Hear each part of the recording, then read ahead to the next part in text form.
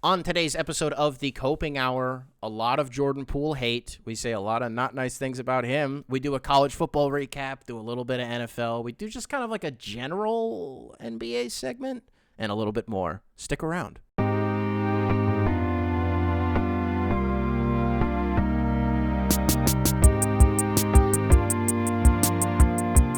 Good morning, good afternoon, whatever time of day it is that you are listening, folks. Thank you very, very much for listening. Today is the 27th of November, year of our Lord, 2023. Welcome to yet another edition of the Coping Hour, hosted by Nicholas Hinkle. Did you also just record the first 10 minutes of the show before realizing that the microphone wasn't actually plugged in? Fantastic. I'm glad we're all on the same page on this Monday morning. And another page that we might all be on this Monday morning is, holy smokes, did it finally happen? Did we finally get that illustrious college football weekend that we've been yearning for all season? Did it take until week 13? It did.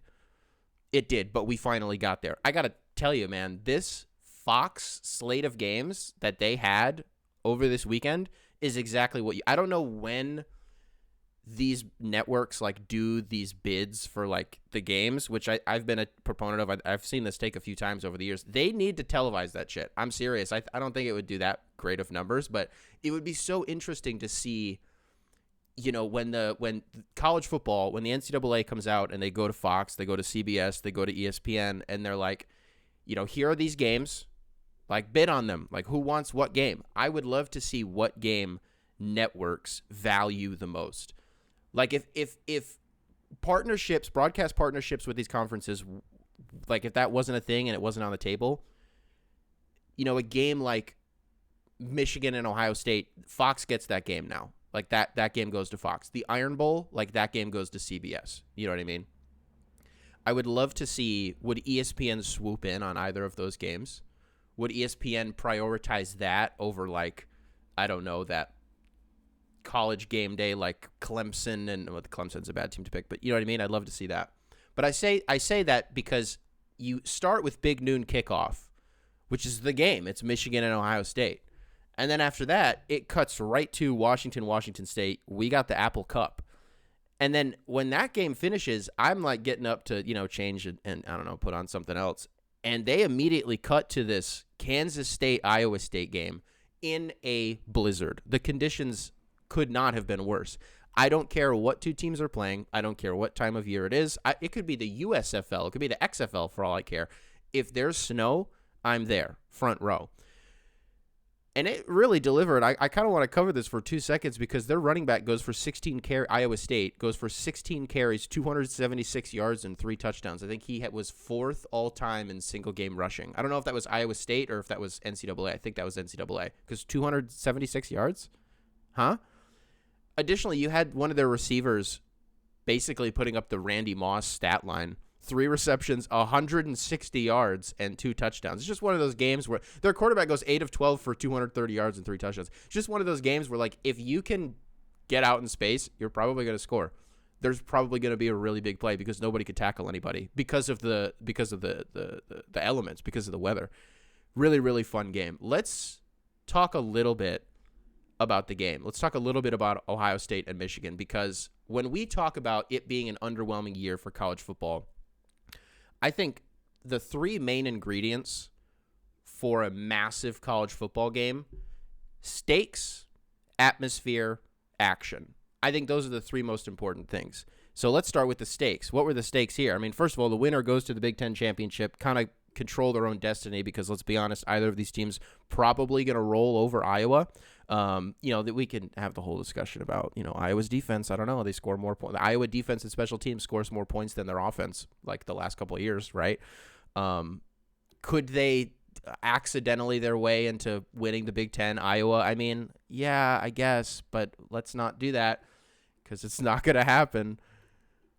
Michigan comes out and wins this game. What were the other stakes? It's like if you lose, you know, it's for Ohio State now, your path to the playoff is contingent on just so many variables. So many variables, and some that we'll talk about in a little bit in a greater scope of the college football playoff. Atmosphere, it doesn't matter where this game is played. Does not matter. And I'll tell you, man, as somebody who's friends with a ton of Michigan fans, not friends with that many Ohio State fans, because fuck them, that's why. Fuck the Michigan fans, too, except the ones that I love and care about and are my family, essentially. that game just holds a weight, and this year it was like a nervousness that you hadn't seen in a really long time. Because if you're an Ohio State fan, you're like, please, Ryan Day, just don't lose this game. Please, Ryan Day. And if you're a Michigan fan, it's like, if you lose this game, then all of the cheating allegations are going to be like substantiated. You know, because like, oh, you couldn't beat Ohio State without quote unquote cheating. I don't know. Action. Boy, did this game have it. And drama. I'd throw like those are my 3 ingredients, but I would throw drama in there somewhere as like a little, maybe as the seasoning. Can we season it in some drama, some dramatization? We had 2 reviews in this game that came in crucial moments, in pivotal moments. That Roman Wilson, like, touchdown, was it an interception? I think they made the right call, I think. You know, it ultimately just comes down to, it sucks when you're at the mercy of whatever they called on the field. Because if they called it a touchdown on the field, there's just not going to be enough to overturn that. And then what was the other one? I think it was late in the game, and Ohio State had that big play that, was it Stover? I don't remember who it was. Catches the ball and then fumbles it, and it's recovered by Ohio State, and they ended up having really good field position. And it was just a question of, was it a completed pass or was it completed, fumbled, and then recovered by Ohio State? Crucial moments that these plays are happening, these reviews are happening, and it kind of takes you back to the whole, like, JT Barrett, was it a first down? Was it not a first down? Pretty sure it just was a first down. Michigan fans still get really riled up over that one. And it kind of was just like, are we going to have one of those? Is it going to come down to this again? Kyle McCord showed to us once again that he was not a college football quarterback like all year. And they're gassing him on the broadcast. They're like, you know, a week or two ago against Michigan State, he played the best. No shit, did he? Did he? Against Scotty Hazelton's defense, did Kyle McCord look really good? Oh, wow. Drew Aller looked pretty good against him too. What do Drew Aller and Kyle McCord have in common? They should not have been quarterbacks this year because they weren't good. At no point did you feel like the game was in the hands of Kyle McCord or Drew Aller, for that fucking matter, at Penn State. And you were, like, shaking in your boots. You're like, they have the ball. Like, fuck. They're on offense. No, who cares? Because you were really only worried about Marvin Harrison. 5 receptions, 118 yards, and a touchdown. I mean, we said, by the way, last week, the only way that Marvin Harrison has a shot to win the Heisman, I still think he'll get invited, but the only way he has a shot to win is if he puts up, like, 5 receptions, 160 yards, and 2 touchdowns, and Ohio State wins. Ultimately, whatever, at this point, even 5 receptions, 118 yards, and a touchdown. Great line, but you lost the game, so nobody cares. Travion Henderson, 19 carries, 60 yards, touchdown. Like, Blake Corum, workhorse. 22 carries, 88 yards, and 2 touchdowns. Finally got to break one. I don't even remember when it was in the game. Second quarter, third quarter. Finally had that one that he got to break out for like 20 yards. J.J. McCarthy game managed his way, man. He game managed his way. He found a way. 16 of 20, 148 yards and a touchdown. It does stink that, like, I don't like him. Part of it, I think, is just because he's the Michigan quarterback. But he wins games. He really, really does, man. Let's talk a little bit about this college football playoff. Because we could have something really weird happen, and it just hit me yesterday. I'm not going to be able to watch any of these games because I'm going to be in Puerto Rico. And as much as I would like to, I'm not going to be that guy who's like, no, babe, we got to stay in the hotel. I got to lock in for this Washington-Oregon game. As much as I might like to, I know I can't do that. So let's talk about it. We got Oregon-Washington. That's 6 versus 4. Where they end up being in the most recent college football playoff rankings that come out remains to be seen. Unfortunately, this is being recorded before those come out. For all intents and purposes, though, we know whoever wins this game is going to be in the playoff. That does nothing for Ohio State. That also does nothing for, like, Texas. But we have Oklahoma State and Texas. Fucking weird season from Oklahoma State. What a weird season. They lost to, I think, South Alabama earlier this year. And then really convincing win over Oklahoma in Bedlam in, like, the last scheduled rivalry of that game for a while, right? And then lose to UCF and then almost lose to BYU, and they're in the Big 12 championship game against Texas. Must win for Texas. I mean, what does Texas need? They need a lot to happen. They need a lot. I think they probably need more than Ohio State when it's all said and done. I think ultimately, though, you look at Georgia, Alabama, because if Alabama wins that, I just still think they're putting Georgia at 4. Alabama would have to jump so high. You'd have to have Texas lose. I mean, if Washington loses, it gets really muddy. The one team I think we can write, obviously Michigan, Iowa. Michigan's going to win that game. Louisville, Florida State, gutsy win by Florida State in Gainesville. Like gritty, like good for them, man. They needed that. But it can't happen. We can't do this thing where we put Florida State in the playoff just because they had a really special season with a really special quarterback and a couple really special receivers. Shout out to Keon Coleman.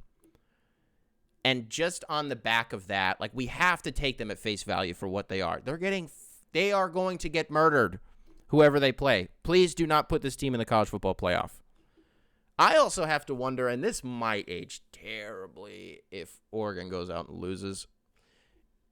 I'm kind of starting to get TCU vibes from Washington, and I say this with way more respect due to Washington than was due to TCU last year. TCU had good guys on that team. They had guys, 100%. They had NFL players on that team. Washington has NFL players on their team. I would argue they have more, and I would argue they have better NFL players. Like, look at their receiving core. I would take all of them over Quentin Johnston at TCU. Like, all of them.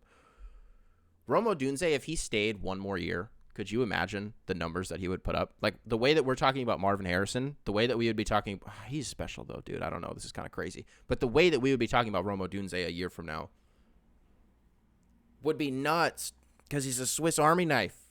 He's busted. He's a cheat code. But they're scratching and clawing, and, man, they're winning these games. But they're not winning them very convincingly. And the teams that they've been playing haven't been very good. And even if Oregon hasn't played a ton of good teams since those two faced off, at least they're taking care of business. They're playing the same teams Washington was playing, and they're taking care of business. They haven't played good teams, quote unquote. I mean, Utah game. When was that in the season? They just had the one against Oregon State. Pretty good game. Although like, the Washington game kind of wasn't even fair for that because the weather was so crappy. That's just like you throw everything out, and then whoever, we talk about Iowa State and Kansas State. Whoever gets out in space is going to win that game. I don't know about Washington. I like to think that once they get into the college football playoff, if they beat Oregon, I think they'll take the top off of whoever they play. I think. But teams were saying that about TCU. Like if you put, honestly, the ultimate test would be Washington winning and then getting to play Michigan. Because if Michigan loses, okay, Washington's TCU. And then that means whoever they're playing in the Natty okay, get ready to learn national championship, buddy, because you're about to win another one. God forbid it's Georgia again. That's how we'll really fucking know. Is if Washington beats Michigan, Georgia beats Alabama, and then they play whatever food they end up with. If it's Georgia-Washington, and Georgia wins, 3 in a row? And it would have to be on the back of Michael Penix just, shitting the bed. Because Georgia's defense is good, but it is not as good as it has been in previous years. We have watched some suspect quarterbacks walk up and down the field on that Georgia defense. Even that Missouri quarterback, who I think is pretty good. I don't remember his name, but he's pretty good. He was kind of giving them the business for a little bit. So I don't know. We'll see. If Georgia plays like an actual NFL quarterback, maybe it'll be a different story. But even then, their offense, like Carson Beck, Brock Bowers just back from a week ago, 2 weeks ago. He's just fucking back, huh? Lad McConkey, Carson Beck, started the year, and I was like, that motherfucker is not real. Every week just gets that much better, every single week. It's coming down to it, folks. I will say I'll wrap up on this. I think the Heisman concluded to an extent this last Saturday. Michael Penix and Marvin Harrison are out. They will get invited. But it's Bo Nix. It's Jaden Daniels. Let's move on. Let's go rapid fire NFL. I already kind of talked about some of those Thanksgiving games. That Sunday game, first of all, is Scott Hansen okay? I don't know how many of you are watching Red Zone. What a fucking circus that ended up being. In the witching hour of the afternoon slate, for those of you who weren't watching, Red Zone They cut to Scott Hansen, and you hear this, like, alarm going on in the background. And he's like, if you hear that alarm, that's actually coming from the NFL Red Zone studios here in Inglewood, California. And then he later, like 5 minutes later, gives an update where he's like, they're telling us that we have to evacuate the building, even the guys in the control room. So he's like, what am I supposed to do? So they just, like, let the game, this Eagles-Bills game play. And then, you know, a couple minutes later, he comes back on and he's like, hey, I'm just letting you know we have to send this game off. And you have to, you know, and they do the whole thing where they end the broadcast. But it kind of ended with like is the building on fire? What's going on? Is Scott Hansen okay? We need to protect Scott Hansen. But otherwise, the slate kind of sucked on Sunday. And I think that was because all the interesting teams played in the previous days, both on Thursday and then we had that Black Friday game. You know, and there are some exceptions here. Like, I don't know, the Chiefs game was actually pretty interesting for a while. And then, you know, the sort of main course was that Eagles-Bills game. Eagles win 37-34 in overtime. Brutal. Like, just brutal. We talked the other week about this insane stretch that Philadelphia is on right now where they're playing, like, the Commanders, the Dolphins, the Chiefs, the Bills, the 49ers, the Seahawks, the Cowboys. And, like, there's a real chance that they come out of that, like, 12-2. And so far, they haven't lost.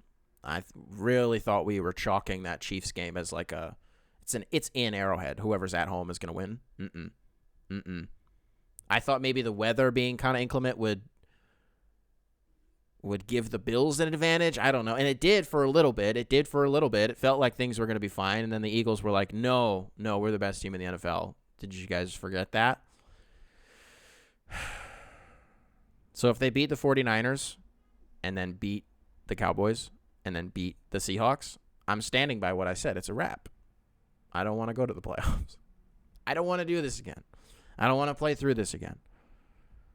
I don't want to play this Eagles team in the playoffs because it's going to come down to some horseshit 4th and inches, and Jalen Hurts is just going to do what he always does. I'm not looking forward to it. I don't know. What else was there? Ravens, Chargers. That juice anybody up? Broncos, Browns. I don't know. The Broncos... Lions are playing the Broncos here in a few weeks. Very suddenly doesn't really seem like the cakewalk we thought that it was going to be. What an annoying team to play. What an annoying team to watch. And that's a Browns defense. Look, the Broncos 29-12. That's Browns defense let up 29. I know there were some weird turnovers in that game and whatever. Falcons, Saints, Arthur Smith, Desmond Ridder. Top of the NFC South. Top of the someone's got to win it division in the NFL. Gutsy win by the Jags, too, over those Texans. C.J. Stroud couldn't get it done. I really thought that was going to be the moment that we have to start talking about C.J. Stroud because we're not there yet. I know people like to talk about it, but we don't have to talk about it yet. You know, fundamental difference in language there. Want versus have to. Big win by the Jags. I mean, just a brutal way to lose that game. To kick what would have been a career long for that kicker, Matt Amendola, and to have it dead on, right down the middle, right between the eyes. The Lord is my shepherd, and it goes. You're just inches short. It's a game of millimeters, and it goes front iron off of the crossbar. That was brutal, and honestly, that was the NFL this week. Got a Washington Wizards email here from Tom. Subject line, dude, these Wizards got no magic. Hey, Nick, huge fan and subscriber. Been watching for a while now, and I know this is cliche, but you've never really touched on my team outside of the abstract of the Kyle Kuzma trade. Now is the perfect time to save me from the reality of being of Washington Wizards fandom. I have watched a middling team tank now, and I am suffering through hell with this insane experience that we call Wizards fandom. I want to ask you, what do you think saves us from this pit? I am done giving myself false hope and saying that we can get this done through the draft. We've tried and passed up on so many pieces which could have elevated our team. We constantly muff the coaching decision with Scott Brooks being the worst excuse for a KD magnet and Wes Unseld being a meaningless nepotism hire. It feels like the locker room is ran by prisoners and not in a positive way. What the fuck is going on with this email, Tom? This feels coded. It's like there is no chance that we will recover from this, and I'm really looking for answers. Is this a blow it up and start a new situation type deal? Do we look at free agent futures and hope they weren't playing for another contract, but instead for the love of the game? I'd love to hear your thoughts. Thanks for the email here, Tom. I want to make 2 points up top. One, I'm probably going to use this as a breakout, honestly. If you're watching this video and you've never watched me before, you've never heard me before, I'm about to say a lot of mean things, a lot of really not nice things, and you're going to be like, especially if you're a Wizards fan, you're going to be like, what the fuck, dude? Like, you seem like an asshole. No. I'm usually, I try to keep it positive most of the time, right? But when it comes to this team, I get really fired up, and we'll talk about why in a second. Second thing, really quickly, that I want to say, you never talk about my team. Whenever anybody says that, I don't talk about their team enough, I am a Pistons fan. I have so much shit on my plate at any given moment rooting for a team that fucking stinks. And whenever they're like, you don't talk about my team, I'm a Hornets fan. Okay, reread the last part of that sentence. That's why. I got fucking nothing to say. But the Wizards, I got some stuff to say. Maybe also for posterity, this is being recorded before the Pistons-Wizards game. I would have loved to have been able to wait and give a live reaction to that. For all intents and purposes, most people are going to be watching this. That game's already happened. I hope the Pistons got smacked. I hope they got smacked by the worst team, the actual worst team in the league. I'm telling you right now. I sound like the lady on the plane. I'm telling you right now, those motherfuckers are not real. The Washington Wizards, they are the real worst team in the NBA. Please lose to them, because I want Troy Weaver and Arn Tellem, you fucker, I know you're part of this too, and Tom Gores to shit and sweat and shake and cry and throw up and slide down the wall. I want us to, not Troy, I just want Troy to sweat and be like, fuck, this sucks. But Arn Tellem and Tom Gores, I want them to do all of the aforementioned stuff. If we lose to the Wizards. If we win, cool.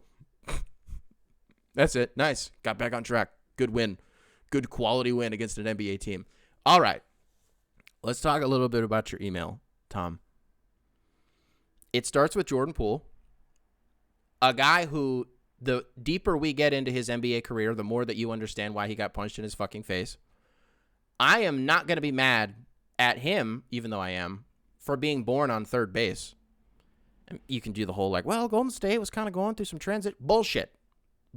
They had Steph, they had Clay, they had Draymond. I don't care where they were drafting. They were kind of had some weird years. They were always going to be fine. Okay?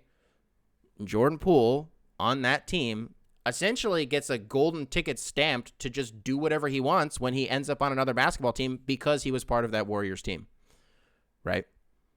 And that's why I just don't think we could be surprised by any of this.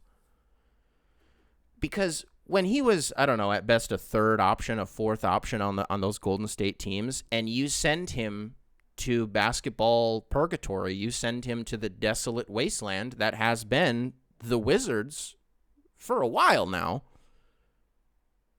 really just kind of green lighting that, you can put up 25 shots if you want. You can pretty much do whatever you want, because who else is going to do it? You're the guy. You're the guy who has experience. You're the guy who has been on a championship team. You're the guy who has learned under the tutelage of guys like Steph Curry and Klay Thompson. Shoot that shit, son. That's why you had, 2 months ago, Kevin Garnett being like, he's going to average 30 a game and he might shoot 35 shots. And I was like, wait, Kevin, that doesn't sound very efficient at all. But not even a week ago, now we're hearing Kevin Garnett be like, this motherfucker shouldn't even be in the league. And that's the product of, you see him step into how many I don't give a fuck shots that just get swatted by Kristaps Porzingis, or they just go over the backboard. We watch him do the whole, he tries to do the Steph thing where he doesn't look at the ball going in and then he ends up looking like Swaggy P. Or he does the thing, which is maybe the funniest thing that's happened this year, where he tries to roll the ball up the court and doesn't understand the rule, and that the game clock is still going, and that it's the shot clock that's not going. Do I think did he sneaky get unnecessary shit for that? Because ultimately he was just trying to get his team back in the game. He's trying to make winning plays.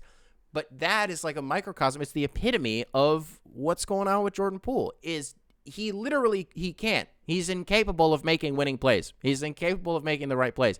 And wouldn't it be so funny if no, because we don't know the injury report. We don't know if he's going to be playing against Detroit, so I won't even get into that hypothetical. But you're damn right the Wizards can't do it through the draft. Johnny fucking Davis? Boo! Ugh! Gross! Tomato! Boo! Boo! if you want to do a Venn diagram of the similarities between the Pistons and the Wizards and what we're doing in each of our respective rebuilds, where the Venn diagram meets in the middle, it would be like Johnny Davis. Because we have that at home. His name is Killian Hayes. The only difference is, like, with all due respect to Killian, honestly, at least he puts together good games every now and then. And Wizards fans are going to be like, oh, well, actually on March 3rd of last year, Johnny Davis, I don't give a fuck. He stinks. Bilal Coulibaly, though, that mystery box I'm still interested in. I think Wizards fans will be for a while. I think that's going to work. I really think it will. And then, like, Denny Avdia. Yeah. Jared Butler, worst take I had in that draft was we have these two guards coming out of Baylor. We have Davion Mitchell, and we have Jared Butler. And I was like, yeah, Davion Mitchell, like, plays defense. Okay. Jared Butler is a hooper. Like, he scores a lot. Nope. And actually doesn't do that much. And actually doesn't do that much at all. I didn't even know he was on the Wizards until, like, yesterday. Seriously, I thought he was still in Utah. Because he's just, like, one of those two-way, like, he doesn't, it's not going to happen there. Kyle Kuzma, funny enough, was kind of in that, it's kind of in the same boat that Poole was a little bit when this trade happened, because it was like, wow, Kuz, like, doesn't get his own team, quote-unquote, but is at least going to an environment where he can put up a lot of shots, and I don't want to call him, you know, a defensive anchor. Who was even on the team when he got traded? Like, was Thomas Bryant still on the team? If he was, it probably would have been him defensively, although I don't know with how many, like, season-ending injuries that guy ended up fucking having, if he was even playing when I don't remember the timeline. I apologize, Wizards fans, for not really remembering the timeline of the 18 million rosters that you guys have had with all the turnover. But back to the Jordan Poole thing, man. I would love for it to be one of those things where it's like, yeah, I'm sure if I just watched the right interview, I would be like, oh, this guy, yeah, he's cool. He gets it. And I sound like the guy right now who's a 25-year-old sitting in his basement apartment hating on a guy who is like the fucking same age as me and plays a game for a living. But this game is my life, okay? And when you fuck with my ability to enjoy watching a basketball game the way that Jordan Poole does, when that trade happens, aren't we all just kind of like, there's D'Angelo Russell. There he goes. It happened again. Is he just Bradley Beal 2.0? And what I mean by this is, if you are a good stats, bad team guy, you're licking your chops when you saw this trade happen, because Kevin Garnett was right that he's going to shoot a lot. He's going to shoot a lot. What else is going to come with that? He's making like $28 million right now. Of course, you got to play him. Are we destined for, I don't need to leave. I got everything I want right here. I'm going to sign a 5-year deal. But 2 or 3 years into that deal, I'm going to start talking about how I'm not so sure about this environment. I'm going to put this stealth word out there that people are talking. That people are talking and that teams are thinking about calling about Jordan Poole, right? And then I'm going to be like, nah, I'm going to kill that. I'm going to say, nah, like, I don't know where those rumors were coming from. This is my home. I want to stay here. And then once he's in a contract year, he's going to pump that same shit out there. And then he's going to be like, nah, I don't know where all that's coming from. I want to stay here. Washington is my home. And then he's going to sign another 5-year contract, and it's rinse and fucking repeat for the next, like, 10 years. Is that what we're destined for? If we're Wizards fans, if we're anybody who has Jordan Poole on my team, I did honestly forget about the Scott Brooks. Like, they think that that's going to be what gets Kevin Durant, quote unquote, home to his proverbial home in the District of Columbia. I don't know what the hell you meant by the prisoners. What were you talking about? Let's move on. Let's do a little bit of, like, general NBA. Just kind of talk about some early season storylines that I think are kind of interesting. Pretty easy to do once you look at the standings. You see Orlando sitting at number 2 in the East, tied second with Milwaukee at 12-5. What? You go to the West, Oklahoma City 11. Not even gonna touch Oklahoma City right now. By the way, don't even want to get into it. But they're sitting second at 11-5. It's just, just one of those early season, like, whoa, kind of getting hot out the gate. Like, yeah, 100%. But yeah, I don't know, because you do look at that Oklahoma City team, and as much as I might hate to admit that Chet Holmgren might be awesome, he might be kind of awesome. But I draw a hard line in the sand at him winning Rookie of the Year. Hard line. Do not care. Do not care that he didn't play last year. I am not, at the risk of sounding like I'm trying to reopen the can of worms that was the whole like Ben Simmons Rookie of the Year thing. Do you guys remember that when people were like, well, Ben Simmons, even though he didn't play, he could still watch film and like be at practices? What? So he played in NBA games and now he can't win Rookie of the Year? Stupid. I am saying that with Chet Holmgren. Fuck that. I do not want him to win Rookie of the Year. He's like 40. Basically, you might as well be in the NBA if you sit out your rookie season. It's just it confuses my brain when the NBA every week releases the totals and like the stat leaders and all these major categories, both NBA wide and specifically for rookies. And it's like points, Victor Wembanyama, Marcus Sasser, Asar Thompson, and then Chet Holmgren. I'm like, no, he's not a rookie. He's in the year. Oh, yeah, right. It's technically his rookie year. Go to rebounds. It's the same thing. I hate seeing him in there. I hate the beard, Chet. I understand. I know what it's like to be a guy who's like a kid and you can finally start to grow facial hair, but it's like only down here, and you're just excited that that's like you can grow something, and so you just let it go. You're going to look back in a few years, man. I'm telling you, just chop it. Hammer the biotin. It works. Okay?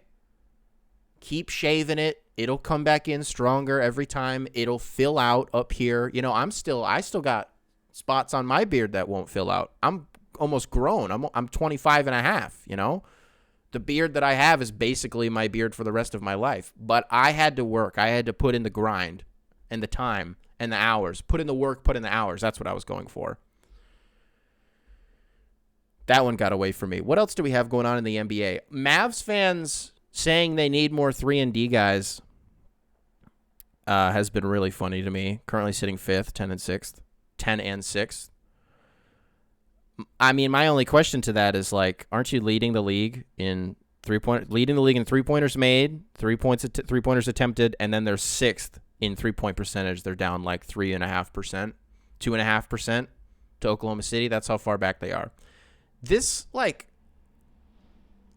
and I understand why this happens, but because sometimes people, I think, just want to be part of the conversation, which is fine.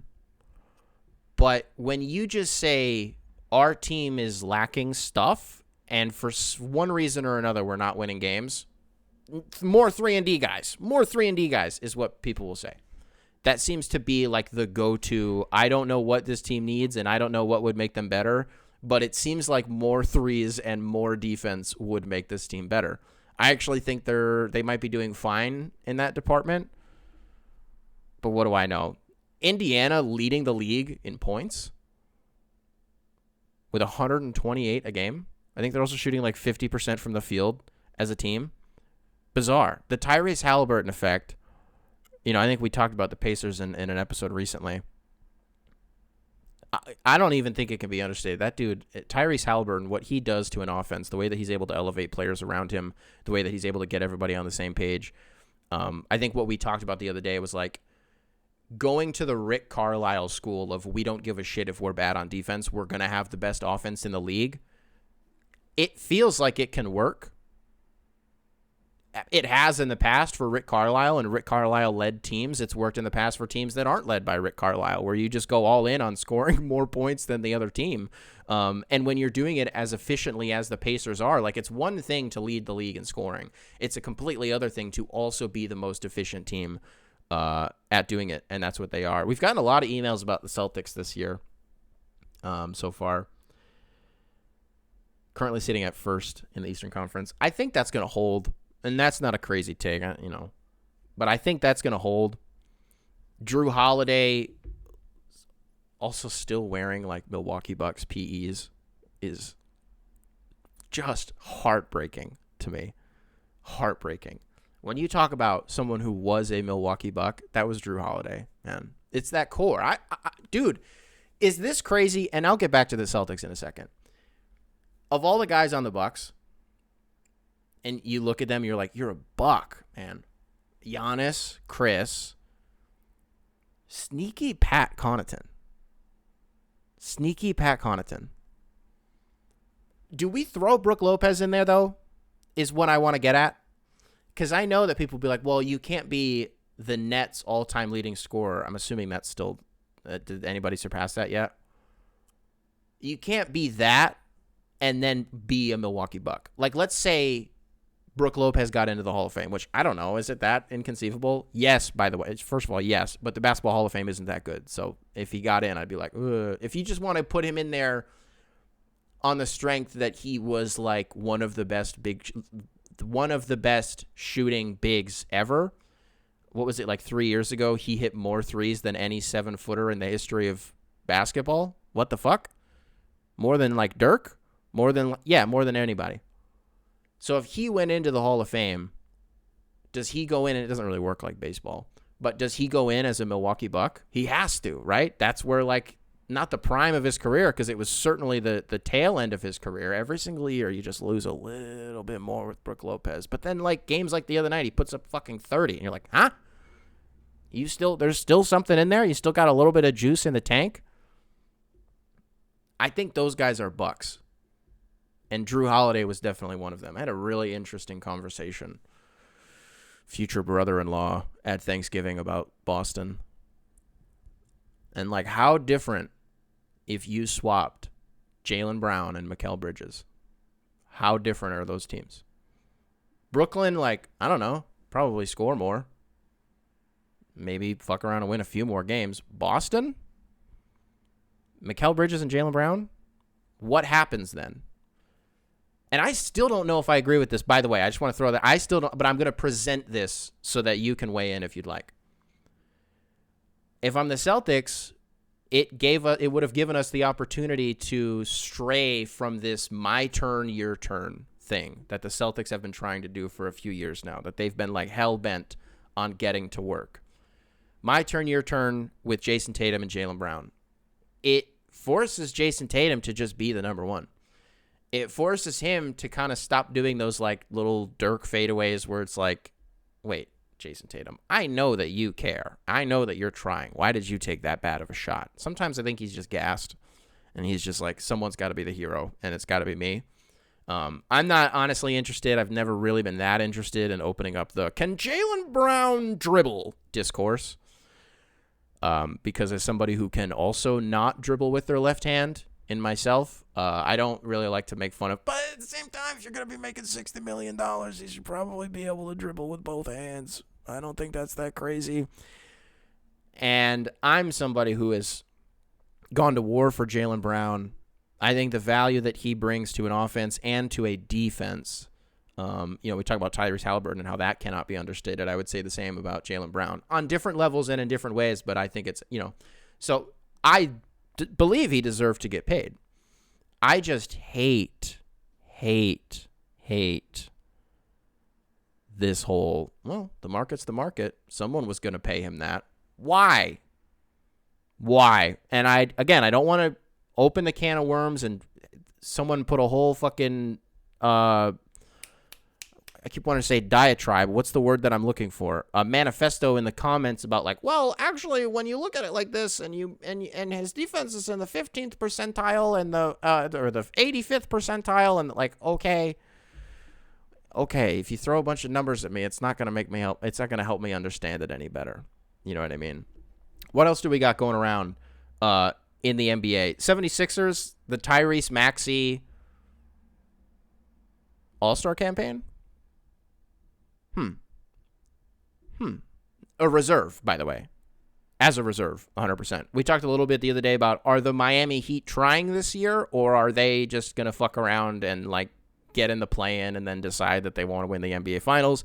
What we said at the time was it seems like it's both. It still seems that way. I still haven't been able to figure it out. I love Bam Adebayo so much. And the things that I would do I was just tapping my fingers, so I apologize if that was picking up on the mic. I'll stop doing that. But the things that I would do and the things that I would give up to have Bam Adebayo on the Pistons. I put Jaden Ivey in the Devin Booker tier every week for Knicks Pistons, which, by the way, we're not doing this week. Maybe we'll revisit it on Friday, but fuck that organization from top to bottom. I would do a lot to get Devin Booker in Detroit. I would do equally as much, if not a little bit more, to get Bam Adebayo. Because I think if you put Cade next to a true mobile big, and honestly, if you put Bam and Jaylen Duren together, would you play them together? That might get kind of weird if you put them on the floor together. But defensively, I don't think it would get weird at all. No, you could get away with that.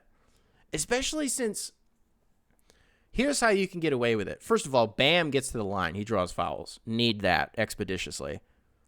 But if you wanted to pair Jaylen Duren and Bam Adebayo, we're kind of seeing that Jaylen is like interested in adding like a sort of 10-foot turnaround in his bag. And Bam's got shit from, like, I don't know, 18 and in. I think if you can just work on, or you could just put Isaiah out there. Honestly, what am I talking about? Just put Isaiah Stewart out there because he can hit threes. Boom. Boom. There we go. Let's move on. Okay, let's work on getting you guys out of here, wrapping up today's show. So the final note for Friday's episode is going to be that it should exist. Just because, like I mentioned, I don't know if you're new to the show, I will be in Puerto Rico this week. So I'm hoping to get something evergreen in the chamber. So that way when Friday comes out, you guys will have something to chew on for a little bit. Monday's episode, I'm going to have to punt on. There's just nothing. There's so much going on in between now and when our flight takes off here in a couple days. In a couple mornings, I should say, because it's like a 7 a.m. flight. Holy smokes. Getting to O'Hare at like 5 in the morning, not going to be fun. That's not going to feel great. But it's one of those things where it's like, yeah, but when you get off the plane and when you're done with everything, you're going to be in fucking Puerto Rico. Like, you're going to be fine. Counterpoint, what happens when I have to come home? Granted, that flight's not till like 2 in the afternoon, I think, and it's United, so I'll actually be able to breathe a little bit. But then it's like I'm going from 80-degree weather in San Juan back to O'Hare where it's like 20 degrees. Our windshield is frozen over.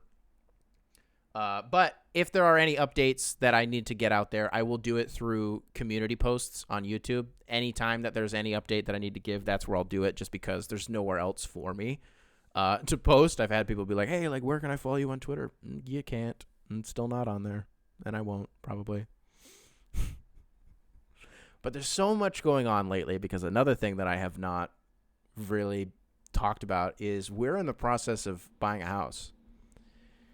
And I got to tell you something. I have seldom been as disillusioned by an adult process as I have been by home owning and like home shopping. There are so many numbers. There are so many acronyms. There's so much language that I feel like only exists to trick normal people who like don't have a fucking degree and like they have to. The language is such that you have to hire somebody else. You have to hire somebody who only they can do what they do and only they know what all of it means, right? Which is horseshit.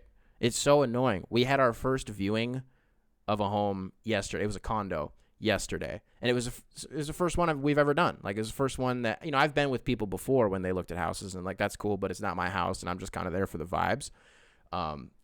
So it was weird to have to be the one who was like down on all fours, like knocking on this piece of wood, like, are we susceptible to some subterranean termite damage here? What's going on here? No? Okay. Yeah, I'm just checking. And the unit was beautiful. I guess I can say where it went. I don't think it really matters. If you're familiar with Chicago architecture at all, the corn cob buildings, I think it's called Marina Del Rey, but the corn cob buildings, Marina Del Rey is in Los Angeles. What am I talking about? Marina City. It's called Marina City, right? The corn cob buildings on the river in downtown Chicago, 32nd floor. We got to look at a unit in there, and it was gorgeous. But you know, it's one of those things where you would have had to have dumped like $5,000 to $10,000 into it to make it what we wanted it to be. And the seller was like, we need an offer today. And we're like, no, we have so much, like, we can't do that today. So it was still cool. It was still like the first major step in like really doing like adult stuff. which I gotta say, I'm probably gonna have to say this again at some point, especially now that this is the end of the episode and I know most people don't make it to this part. Speaking of being an adult and doing adult shit, I would like to make a quick statement. This is not prepared. I understand how many of you want me to be standing up and in front of a broken closet and like talking into a microphone directly into the camera, right? It's not lost on me that that's what people want. And the reason it's not lost on me is because a lot of you bring it up constantly. I got to tell you, unfortunately, I am at a point in my adult life, in an adult relationship, in an adult home where, first of all, I actually don't really have a space in this apartment that I could like stand and do it. That's the real truth. But the other truth is that I can't just break a closet door and like do the same old shit that I used to do. I unfortunately can't. I also just don't think it's in me anymore, truthfully.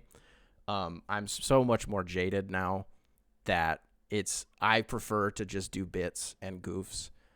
We also talked about this show last week a little bit, how I mainly need to get my own reps and my own confidence back up. I need to show myself that I can still do this without like having a mental breakdown.